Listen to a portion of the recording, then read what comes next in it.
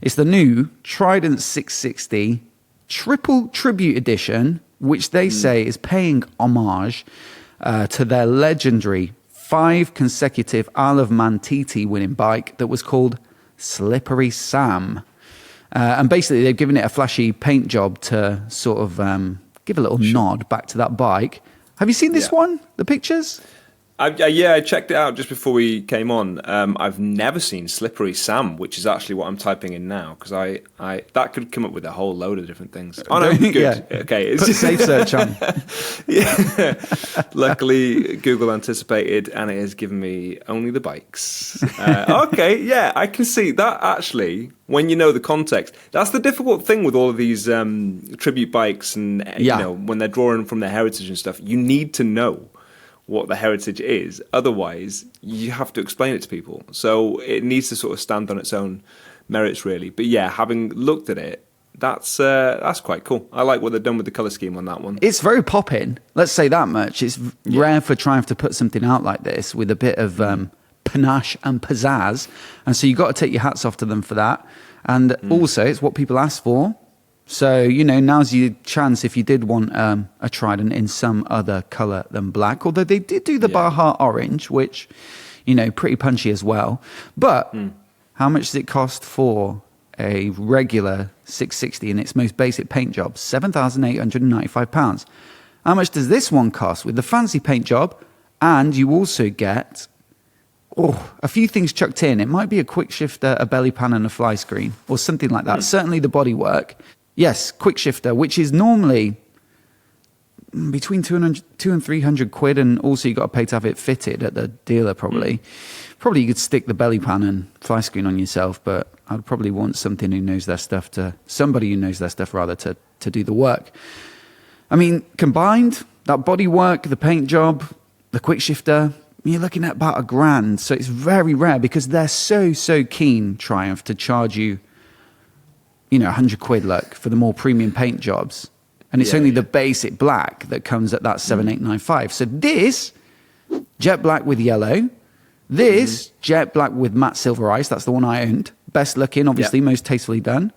And this, silver ice Diablo red, are all more expensive than the Slippery Sam edition. And what does that make you think, mate? That they want to sell them. I mean, like that is an interesting. Yeah, that's. I mean, it's clever. I mean, of those colorways, because obviously you were scanning through there, with the exception, obviously, of the one that you chose because it was the most tasteful. That is probably actually I would go for the Tribute Edition. I think Slippery Sam edition, the nicest. Yeah, Slippery Sam. Let's just go with that. Let's go with the SS edition. Is that? Maybe not. Bad choice of phrase. Slippery Sam edition. So I would go. Yeah, I think the Slippery Sam edition is the colorway I would choose.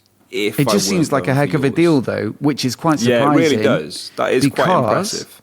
You know, when it first came out, they sold loads of them. I don't know how much detail I can say about it, but like speaking to the people at Triumph, they were like, we're very happy with how this bike has gone. And I believe they had to up production because it sold much better than they expected. And, you know, when I owned mine, I had it for about 6 months, got all the videos I wanted out of it, and then decided I needed something more distance biased because I was riding up to Triumph and back and BMW and all those places. So, you know, loved that bike, but only got rid of it because I was like at risk of getting blown off on the motorway. Needed a windscreen, cruise control, stuff like that. And I don't think I lost very, very much money at all because you couldn't get hold of them. And they were really in demand. So, you know, 6 months into it being launched, I really feel like it was only a case of like 100 quid or 200 quid or something that I lost on it, which is great. Cheap biking for something like that. And that's how in demand they were. And now we're at a point where you can get all the goodies and they've made it a bargain. And that's very rare, which makes me think maybe it isn't selling quite as well now as it was back then. And then I was thinking, well, what's the reason for that? The only thing I can think of is the old Hornet, which just came out like last year, the year before, and undercuts it by about $1,000 and makes more power and gets a TFT dash. Yeah. And last year, that was in the top selling bikes each month, like regularly, extremely regularly. So maybe they're having to do a bit of work to catch up on the sales. I don't know. But, good news for the punter, because ultimately that's still a fantastic bike, regardless of what else is on the market. And if you wanted a colourful one and you wanted some of those accessories chucked in, I'd snap the hand off for a 7895.